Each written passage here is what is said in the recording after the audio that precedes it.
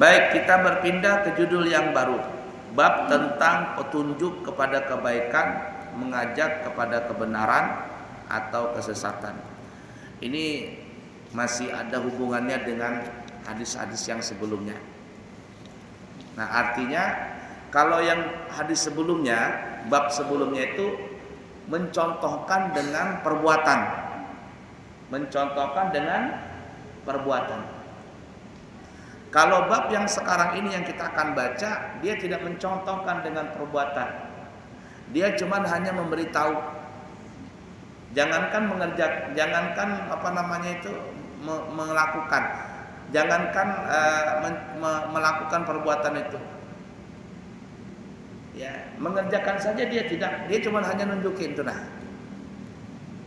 Ya. Dia tidak mencontohkan, dia tidak mengerjakan, dia cuma hanya menunjukin itu dah.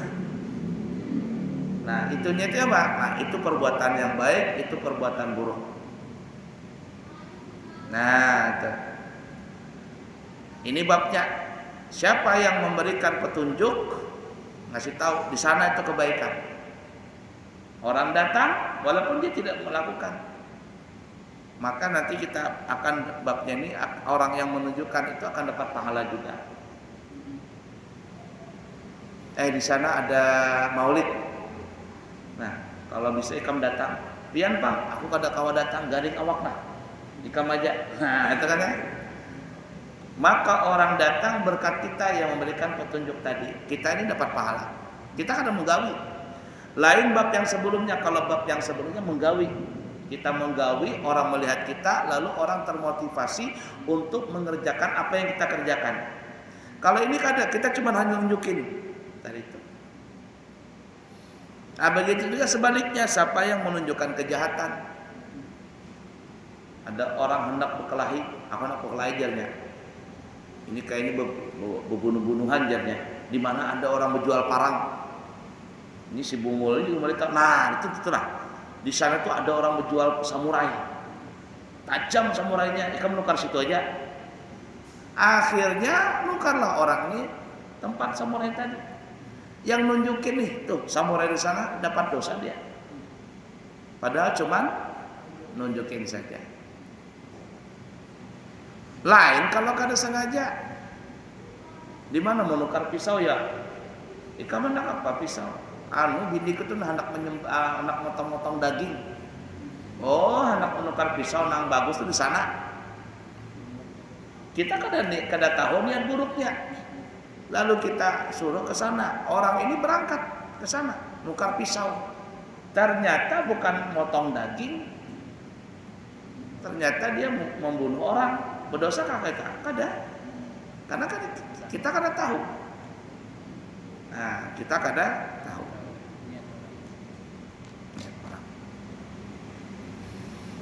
Nah, begitu juga hati-hatilah. Ini ada guru nang berhati-hati. Ada murid guru ulun hendak berjualan baju, guru boleh kada? Bagus saja jar guru. Tapi guru bertakun apa yang ikam jual? Guru macam-macam aja. Namanya pakaian kan macam-macam. Jar guru ikam berjualah, kalau berjual baju, jualah baju-baju nang bagus. Baju-baju nang baik di pandangan syariat. Jangan berjual rok mini, berjual itu jangan.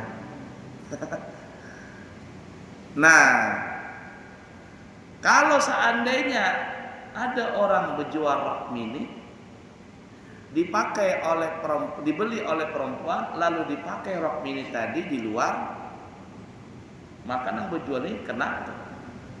Kalau niatnya memang untuk dipakai di luar, untuk membuka aurat.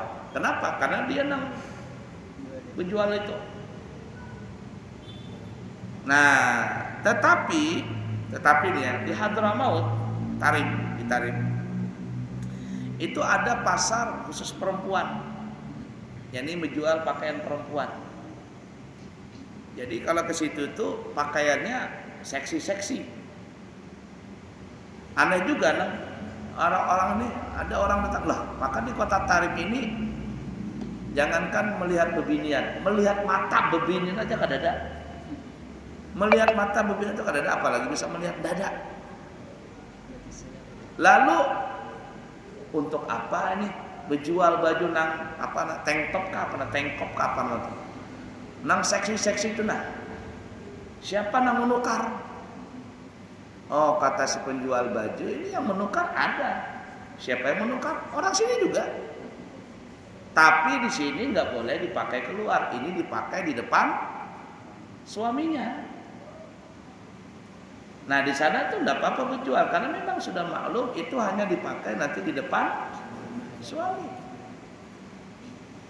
Nah kalau di tempat kita ini berjual rok mini, berjual nang baju nang kelihatan keteak itu, ini biasanya dipakai di luar. Nah itu bahaya tuh. Nang berjual tadi bisa kena dosa juga tuh. Hati-hati. Berjualan macam-macam itu kena sembarangan. Nah. Intinya kita tunjukkanlah kepada jalan yang baik, jangan jalan yang jahat. Qala ta'ala, berfirman Allah Ta'ala, wad'u ila rabbika, serulah kalian kepada agama Tuhan kalian. Nah, kita disuruh untuk memanggil orang. Itu yang disebut dakwah. Surah Al-Hajj surah ke-22 ayat 67. Nah, panggil orang untuk berbuat baik, jangan memanggil orang berbuat jahat. Wa qala ta'ala, dan Allah Ta'ala berfirman, ud'u ila sabili rabbika bil hikmati wal mau'izatil hasanati, menyuruhlah kamu kepada jalan Tuhanmu dengan cara bijaksana dan nasihat yang baik. Nah, jadi kalau kita mengajak orang dalam kebaikan, maka dengan cara yang bijaksana. Arti bijaksana ini adalah melihat sikon, melihat orangnya, dan dengan nasihat yang baik, tidak perlu dengan cara memaki-maki. Tidak bisa kita. Orang berdakwah menceramahi orang dengan cara memaki-maki, disumpahi orang ini itu, didoakan orang supaya masuk neraka, takutan orang. Nah, dengan cara hikmah dan nasihat yang baik. Yang baik bagaimana cara yang baik? Lihat sikonnya. Nah, oleh karenanya ya, Nabi kita Muhammad sallallahu alaihi wasallam itu kalau beliau berdakwah dengan anak-anak beda, dengan orang tua beda. Kalau Nabi berdakwah dengan anak-anak, beliau bisa sambil bermain.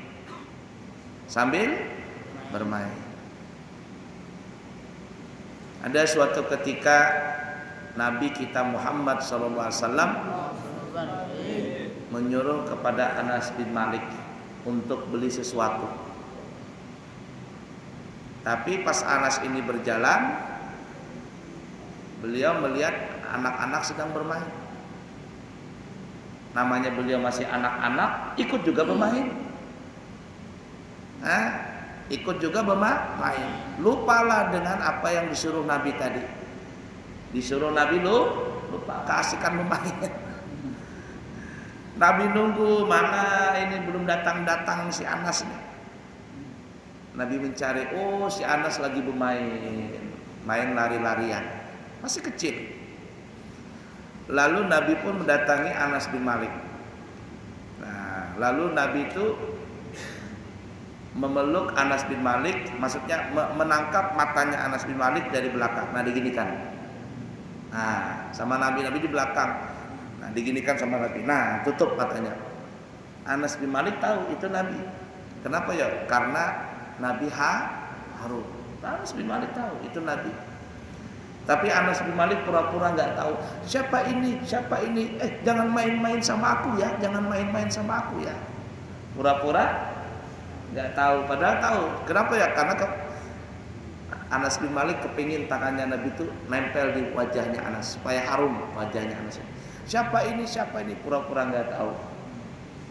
Lalu setelah lama dipandang, oh ternyata Nabi. Katanya, Anas, mana belanjaan? Mana belanjaan? Oh, lupa ya Rasulullah. Lupa katanya. Nabi marah enggak? Nanti kalau dikasih amanah, segera kerjakan. Jangan nyimpang sana, jangan nyimpang sini. Iya, langsung kembali lagi. Itu dakwahnya Nabi bil hikmati wal mu'izatil hasanah.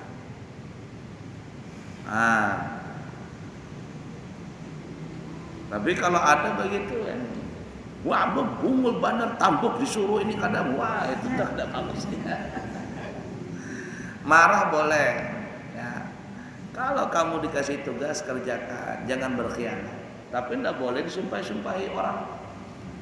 Ditendang sana, tendang sini nggak boleh. Tidak boleh. Kata Anas bin Malik, selama aku menjadi khadam Nabi selama 10 tahun, kata Anas bin Malik, aku tidak pernah mendengar Nabi mengatakan kenapa engkau melakukan ini? Kenapa engkau melakukan ini? Kata Anas bin Malik, aku nggak pernah mendengar Nabi mengatakan itu. Kenapa ya? Karena Anas bin Malik tidak pernah salah mengerjakan tugas. Lupa iya, tapi nggak pernah salah. Yang tadi kan nggak sengaja, namanya anak-anak lagi bermain nggak sengaja. Maaf ya Rasul, lupa, langsung berangkat datang. Nah itu Rasulullah. Dengan berdakwah, Nabi pernah berdakwah, maksudnya dengan istri, dengan Siti Aisyah pernah juga. Waktu Nabi datang ke rumah, Siti Aisyah lagi main boneka-bonekaan. Karena Siti Aisyah itu dinikahi oleh Nabi umur 7 tahun, tapi dikumpuli sama Nabi umur 9 tahun. Jangan dipikir umur 9 tahun orang Arab itu nggak kayak anak kita. Orang Arab itu 9 tahun gana, kayak umur 17 tahun gananya. Orang Arab.